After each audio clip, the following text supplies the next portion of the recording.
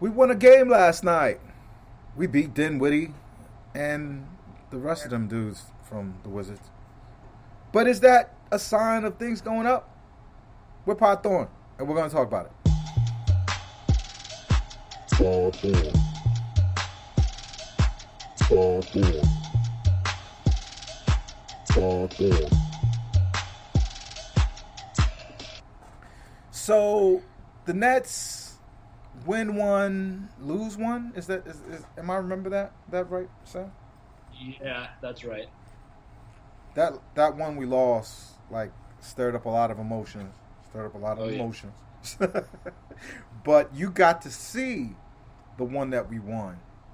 So let's do the one that we won, and then we'll talk about the one that we lost, and work our way into this whole thing. How was it last night? You got to see it live. Tell me about it. It was, it was fun. I mean, Kyrie is just crazy. I mean, watching him live, you kind of forget just how good he is, how skilled he is. He also, when he talks about himself being an artist and a performer and whatnot, I mean, the crowd, whether it was a Wizards fan or a Nets fan, there was a lot of oohing and ahhing yesterday, and it was all directed at Kyrie. None of it was directed at Harden. Was there a healthy attendance of Nets fans there? Yeah, so I tweeted this, and I was honestly blown away by that the Wizards just did not show for I don't know. I mean, the Nets are usually one of the most expensive tickets now in the league, along with the Warriors and the Lakers. And there wasn't a great attendance generally, and the attendance that was there, I honestly thought it was probably 60-40 Wizards, 70-30, 50-50. It was I mean, my section alone, I went with one Nets fan and another friend of mine who's not really a basketball fan. And in my section alone, there were 3 Richard Jefferson jerseys. It was that's madness. 3 Richard Jefferson jerseys. Yeah, now that's Nets. That's meta Nets right there. Yeah, it was a good crowd. I'll get into my very harsh Bruce Brown takes later because I got a lot to say about that guy. But look, I mean, they're not playing that great of basketball, but it's also one of those things where it's dude, I mean, yesterday, if I said to you at the beginning of the year, KD, Joe Harris, Nick Claxton, and I guess obviously Bembry ended up becoming more important, but if I told you those 4 guys weren't going to be in a lineup, you'd be all right, we're missing 4 of our best, 8, 7? It's just... Is Washington a good team, though? I remember when they were the first seed for first couple of weeks, which goes to show the first few weeks of basketball is meaningless. But that was my trouble in kind of seeing if things were made better from a couple of nights ago. Were they playing a good team, and was that really a challenge? Even though the Nets, it's hard to gauge because these teams they'll play the Suns and it'll be just a regular game to them, but when they play the Nets, because KD and Kyrie and Harden is there, because of all the fanfare around us, these teams will go so hard to win. It's their finals. The Nets are playing finals every night versus these scrub teams. And I just was wondering because they kept the fight going. We had a healthy lead. What do you think caused us to lose it, man? I mean, honestly, going off what you just said is how I felt about the Wizards team. When they were announcing the starting lineup and then they kind of did their quick subs, I was just I honestly said out loud, I was fuck. I was I forgot this team has actually a lot of NBA players. They just have a lot of. And they were, I mean, look, the Nets got a little unlucky in that I think yesterday was the second game of the year where basically all 14 or 15 guys were dressed that were supposed to be dressed. They had, I mean, they have Beal, Dinwiddie, Kuzma, Hachimura, Denny, Gafford, Thomas Bryant, all of those dudes will play for us. KCP, all of those dudes would have a role with us, right?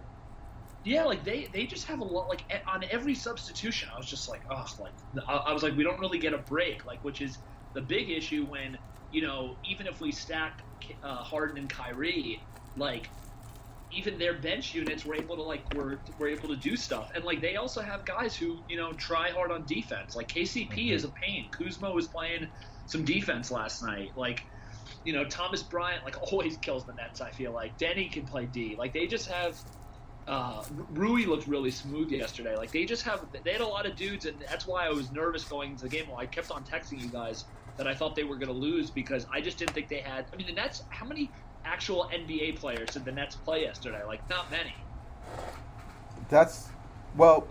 It depends on what you consider an NBA player. Like here, ready?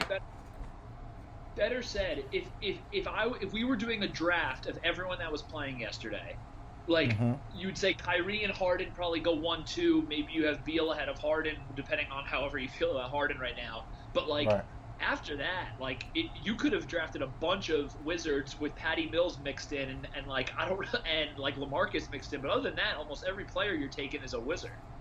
Yeah, no, I would agree with that. They would probably have the next 5 or 6 picks. If you went by value, and they probably would have by talent or by need.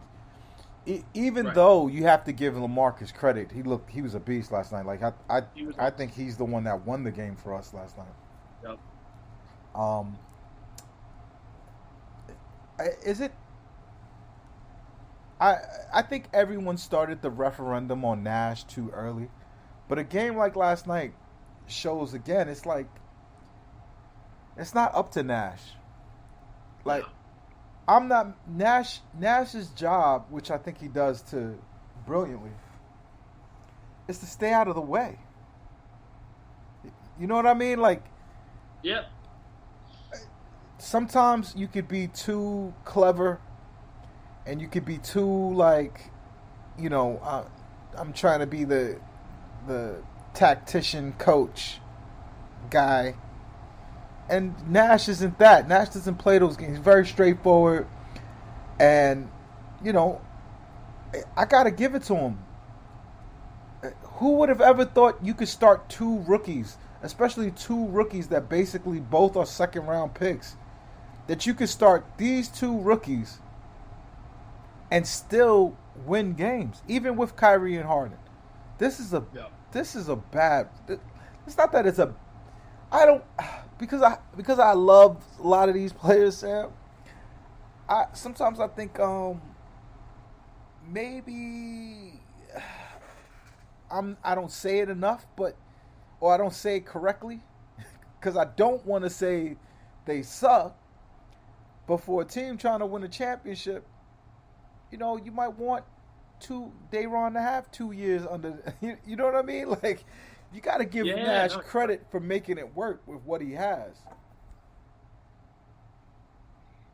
You don't think so? I mean, look, I am in lockstep with you, on Nash. I actually thought that yesterday he made all the right.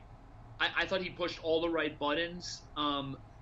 In that game, I thought he took out Harden at moments when Harden was playing like fucking terribly, and he should have taken him out. And he let Kyrie run the show. I thought he realized like when to play Day'Ron and when to play LaMarcus. Like I think the people. Here's the deal: the people who don't like Nash didn't like him when he was hired. Don't think he should be the coach of this team. And for all of them that say like, well, he's learning on the job, and this is a team where they can't have someone learning on the job because they need to win a title. If they had a tactician guy, the notion that tactician guy would be good at managing all the other stuff that Nash deals with, like having, like beyond Kyrie, but having all these vets who used to be all-stars that aren't all-stars, and, mixing in rookies and mixing in rotation guys, like someone said something really interesting on a podcast that I thought would be good to mention on this one. I was listening to Ryan Russillo talk about the NBA, and he was saying that he spoke to a GM, and this ex-GM said the thing that you need with an NBA roster is you need your 11 to 15 or 12 to 15 guys to be bench dudes that either are vets and understand that they're not the same as they used to be, or they need to be like young guys that aren't too hungry, that they feel like they should be playing more, but just like kind of happy to be there guys. And that's kind of what he was saying was the issue with the Lakers, is the Lakers have a bunch of vets who still think they're awesome, like Melo and DeAndre Jordan and Dwight and whatnot. And then they have young guys who still want to prove themselves, like like the Kendrick Nuns of the world and whatnot. And what's great about the Nets is that their vets have kind of bought into where they're at. Like you're not hearing like the Blake Griffin's pissed about playing time, or that Millsap is like is pouting. I think Millsap has stuff going on off the court, which is the reason why he's not playing. And like a bunch of the rookies, because they weren't like top 10 picks, I think they're just happy to be getting the experience they're getting. And a lot of that is like Nash working the chemistry on the inside, which like I think with this team could have blown up and been an abject disaster. Like this could have been a team where easily, I mean, we're like a year and change into the Nash experience. This with a different coach could have been like, this dude's out, it's over. I mean, look how quickly once the stars got there that Kenny was out. Like Nash has clearly done something right. And that's an important thing to understand, because Nash is doing something that Vogel is not. Vogel is one of those X and O's old timey coaches that I played basketball in high school and whatever type guy. Right.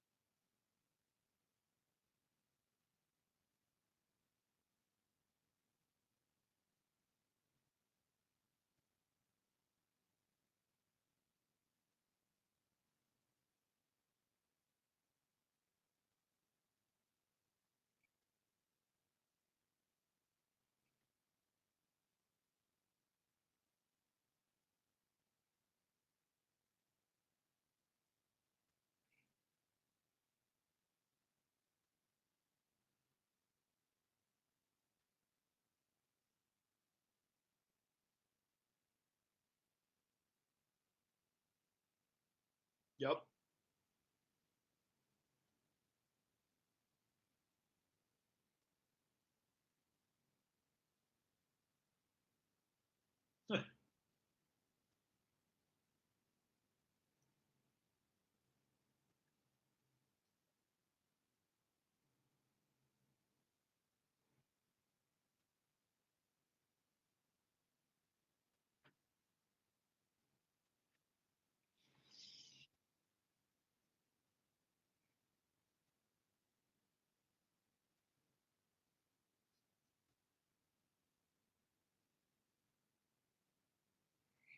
Could that be because I'm a huge KD fan?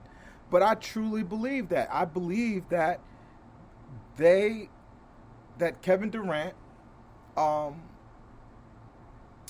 left because he didn't feel like he was expressing himself in that system, in that Golden State Warriors system, which is perfect for Steph Curry, running around screens, pick and roll, playing inside out with Draymond, uh, pass to the wings to Clay.